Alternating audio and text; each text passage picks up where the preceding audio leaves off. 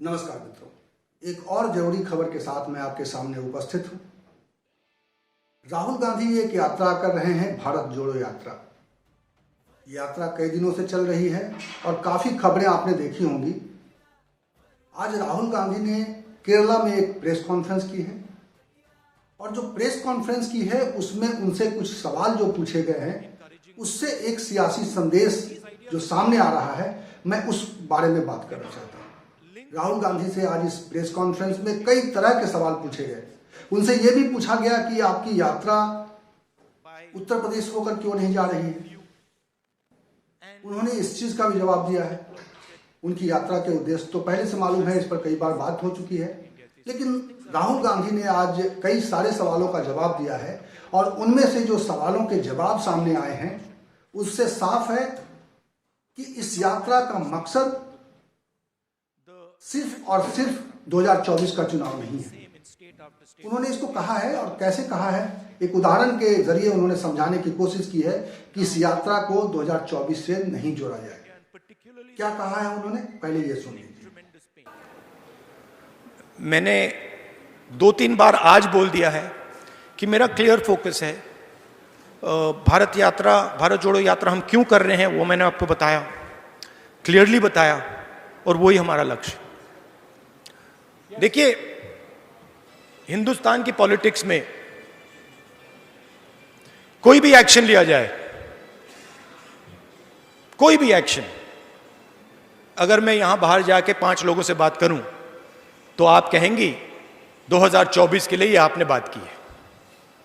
अगर मैं जाके वहां पे कहीं किसी के साथ आइसक्रीम खा लूं, आप कहेंगी देखो आइसक्रीम खाइए, 2024 के लिए आइसक्रीम खाइए। मगर ये सच्चाई नहीं है।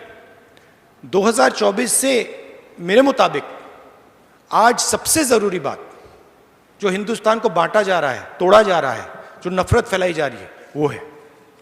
ये सही है कि 2024 का चुनाव इस देश के लिए महत्वपूर्ण है, भारतीय जनता पार्टी के लिए महत्वपूर्ण है। तीसरी बार भारतीय जनता पार्टी जनादेश लेने के लिए सामने आएगी।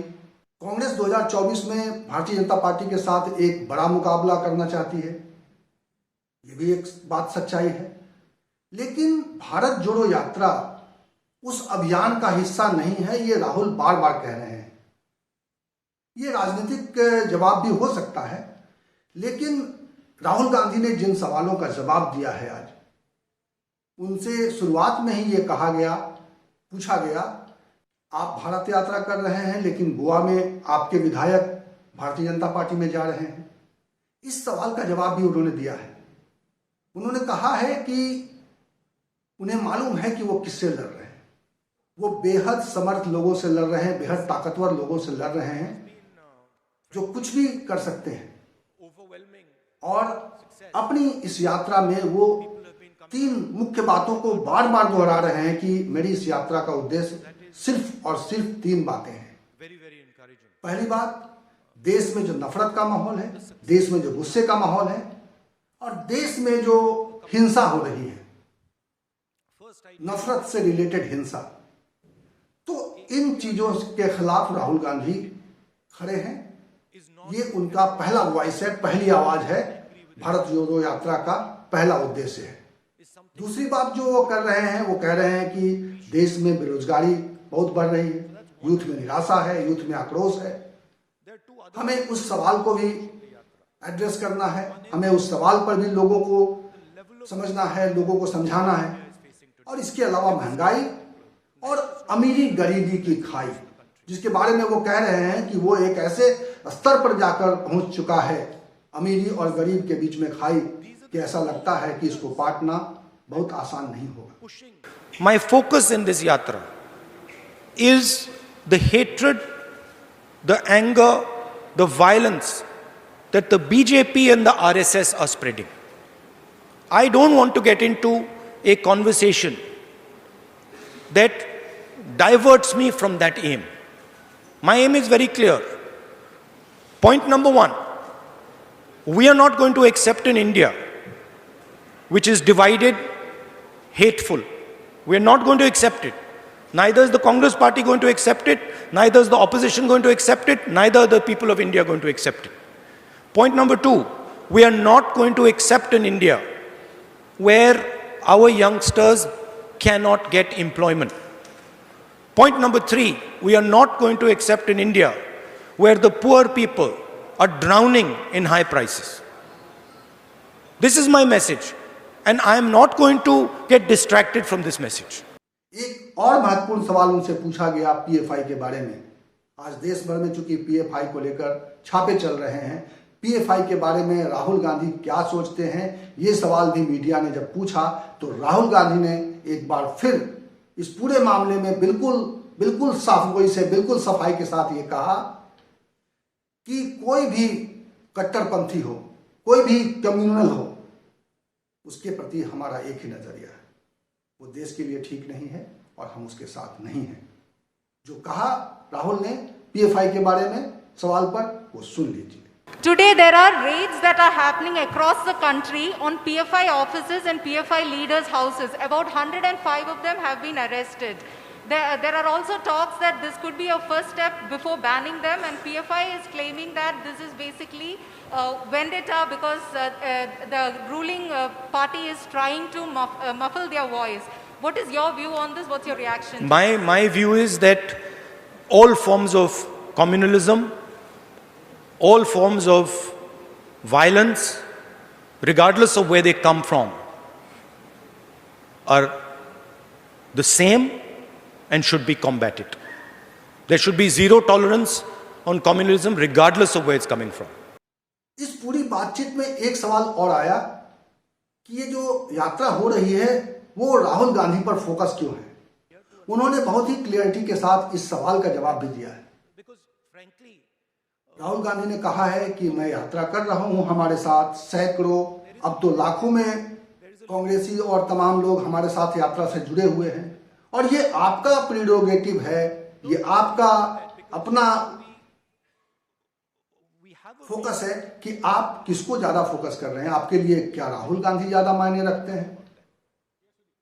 तो कई सवालों के जवाब राहुल गांधी ने बेहद साफगोई से, सफाई से दिए हैं, अपनी यात्रा का उद्देश्य बताया है और उन्होंने बताया है कि उत्तर प्रदेश के सवाल पर जब उनसे पूछा गया कि आपकी यात्रा का रूट उत्तर प्रदेश से होकर नहीं जाता है और कहते हैं कि देश की राजनीति उत्तर प्रदेश से होकर ही तय होती है, दिल्ली का रास्ता यूपी से होकर जाता है। राहुल गांधी ने कहा कि मुझे मालूम है कि उत्तर प्रदेश की क्या दिक्कतें हैं, वो हमारी प्राथमिकता में है, उस पर हमारा ध्यान है, उसके लिए आपको चिंता करने की जरूरत नहीं है। शायद ये सवाल उनको चुभ भी गया था, इसीलिए उन्होंने ये जवाब दिया। Rahul ji, to make this fruitful, to make your yatra fruitful, you should have traveled through UP more than 2 days. No, that was an opinion came from the CPM circles. The thing is that the yatra is a yatra that goes from one point of India to another point of India. That's the idea. And that's the way we have designed the route. We are not going to UP. We are going to UP for probably a little while. But we are, for example, not going to Bihar. We are not going to West Bengal. We are not going to Gujarat. Right? And the reason is that it is a yatra from one end of India to another end of India. That's because, frankly, we can't walk 10,000 kilometers either. Right? So there is a limit. There is a limit to sort of the route and stuff like that. Don't worry about that because we have a view on what needs to be done in Uttar Pradesh. We have a very clear view. So don't worry about that. Rahul Gandhi से अधिकतर सवाल अंग्रेजी में पूछे गए थे, चूंकि ये प्रेस कॉन्फ्रेंस केरल में हो रही थी, इसीलिए जाहिर है कि वहाँ के भाषा के पत्रकार थे, अंग्रेजी पत्रकार थे, तो उन्होंने अंग्रेजी में ही सवाल किए हैं। हिंदी में बहुत कम बातचीत हुई है। फिर भी मैं चाहता हूं कि जो उन्होंने हिंदी में जो बातें कही हैं वो आपको मैं सीधे सीधे आप तक पहुंचा दूं। मैं वैसे भी बहुत सारी बातें जो नेता करते हैं, जो नेता कहते हैं, जो पब्लिक प्लेटफॉर्म पर, मेरी कोशिश होती है कि मैं आपको हूबहू आपके सामने रख दूं और आपके लिए ये फैसला करना ज़्यादा आसान हो जाएगा कि किसने क्या कहा और उसका क्या मतलब लगाया जा सकता है। अभी तो भारत यात्री मतलब शुरू भी नहीं हुआ है, तो मतलब अभी तो क्या 300 किलोमीटर 325 किलोमीटर हुए हैं। ये इसको आप भारत यात्री नहीं कह सकते, इसको आप पता नहीं 5-6 डिस्ट्रिक्ट के यात्री कह सकते हो। तो let's see as it goes along. यही सवाल आप मुझसे 110 दिन बाद पूछिए, मैं आपको बेहतर जवाब दे पाऊंगा। चलते चलते मैं एक बात और बता दूं कि राहुल गांधी ने बहुत ही साफगोई से, बहुत ही तीखे शब्दों में कहा है कि वो ये बात स्वीकार नहीं करेंगे कि भारतीय जनता पार्टी या आरएसएस देश में किसी तरह का विध्वंस करे, देश में किसी तरह का विभेद पैदा करे, देश में किसी तरह की गड़बड़ी पैदा करे। ये कहीं नहीं, इसे कभी भी स्वीकार नहीं किया जाएगा। इस वीडियो में इतना ही। इसी तरह की चर्चा के साथ, इसी तरह के विमर्श के साथ और इसी तरह के वीडियो के साथ मैं आपको मिलूंगा अगले वीडियो में। तब तक के लिए नमस्कार।